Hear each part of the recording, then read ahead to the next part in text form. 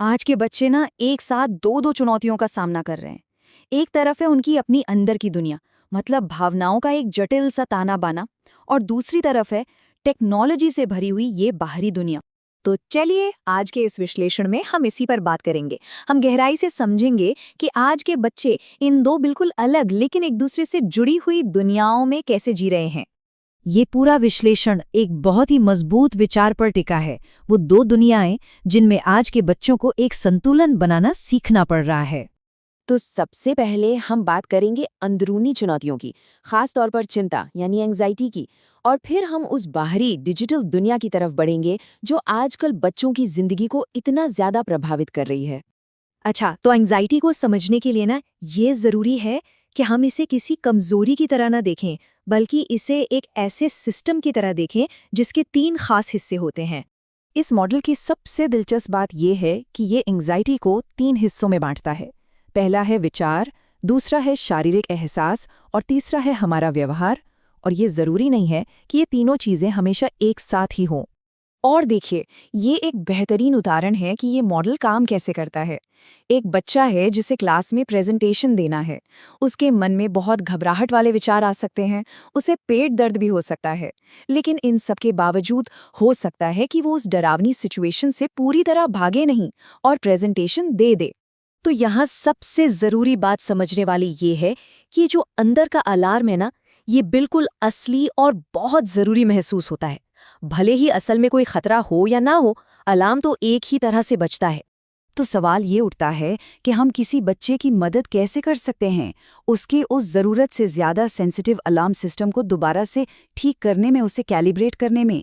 यहीं पर cognitive behavioural therapy यानी CBT काम आती है।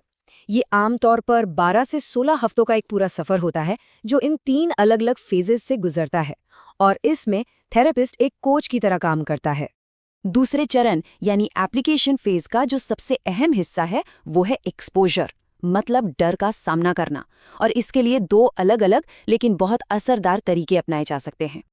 अब आते हैं विचारों पर। दिमाग के अंदर जो चल रहा है उसे मैनेज करने के लिए थेरेपिस्ट STOP जैसी स्ट्रैटेजीज का इस्तेमाल करते हैं।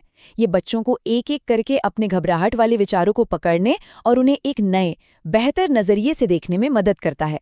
इससे होता क्या है कि बच्चा अपनी एंग्जाइटी का शिकार नहीं रहता, बल्कि वो एक जासूस की तरह बन जाता है जो खुद अपने डरों की जांच पड़ताल कर रहा है, ये देखने के लिए कि क्या वो डर असल में सच भी है या नहीं। चलिए अब अंदरूनी दुनिया से निकलकर बाहरी दुनिया की तरफ चलते हैं, उस दुनिया की तरफ जहां माता पिता को हर रोज एक मुश्किल हिसाब किताब लगाना पड़ता है। तो जब हम टेक्नोलॉजी को बड़े पैमाने पर देखते हैं तो ज्यादातर माता पिता को लगता है कि फायदे ज्यादा हैं, नुकसान कम। लेकिन देखिए, बहुत बड़ा तबका है 42% का जो कंफ्यूज्ड है। उन्हें लगता है कि भाई मामला बराबरी का है, जितने फायदे उतने ही नुकसान। लेकिन ये डेटा और भी दिलचस्प हो जाता है जब हम देखते हैं कि माता पिता हर टेक्नोलॉजी को एक ही नज़र से नहीं देखते। सोशल मीडिया अकेली ऐसी चीज़ है जहां ज़्यादातर माता पिता को लगता है कि इसके नुकसान फायदों से कहीं ज़्यादा हैं। और ये कोट ना आज के माता पिता की सोच को बिल्कुल सटीक तरीके से बताता है कि हाँ, टेक्नोलॉजी में संभावनाएं तो बहुत हैं, लेकिन उसके लिए लगातार और एक्टिव होकर निगरानी करने की ज़रूरत है। और यहीं से रिसर्च का एक बहुत ही चौंकाने वाला नतीजा सामने आता है। ये है माता पिता और उनके बच्चों के बीच कॉन्फिडेंस का बढ़ता हुआ फासला। ये चार्ट साफ साफ दिखाता है जैसे जैसे बच्चे बड़े होते हैं, उनके टेक यूज को मैनेज करने को लेकर माता पिता का कॉन्फिडेंस कम होता जाता है। देखिए, 15 पॉइंट की सीधी गिरावट है। और ये आत्मविश्वास कम क्यों होता है, इसका जवाब ये स्लाइड देती है। क्योंकि घर में कौन टेक एक्सपर्ट है ये पूरी तरह से बदल जाता है। हाँ, ये नंबर 36%।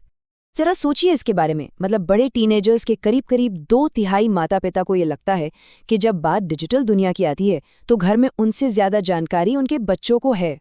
वो अब घर के टेक एक्सपर्ट नहीं रहे। तो इन सब बातों का मतलब क्या है? अगली पीढ़ी को गाइड करने वाले बड़ों के लिए इसका क्या मतलब है?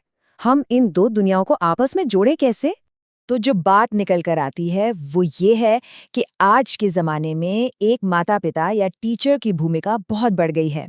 उन्हें अब इन दोनों ही मुश्किल दुनियाओं में एक साथ बच्चे का मार्गदर्शन करना है। और आखिर में ये एक सवाल हमारे सामने खड़ा होता है इन दोनों दुनियाओं के बीच एक पुल बनाने के लिए हमें 2 चीज़ों पर ध्यान देना होगा। एक तो बच्चे के अंदर हिम्मत और लचीलापन पैदा करना, और दूसरा बाहर की दुनिया के लिए उसे सही और समझदारी भरी गाइडेंस देना।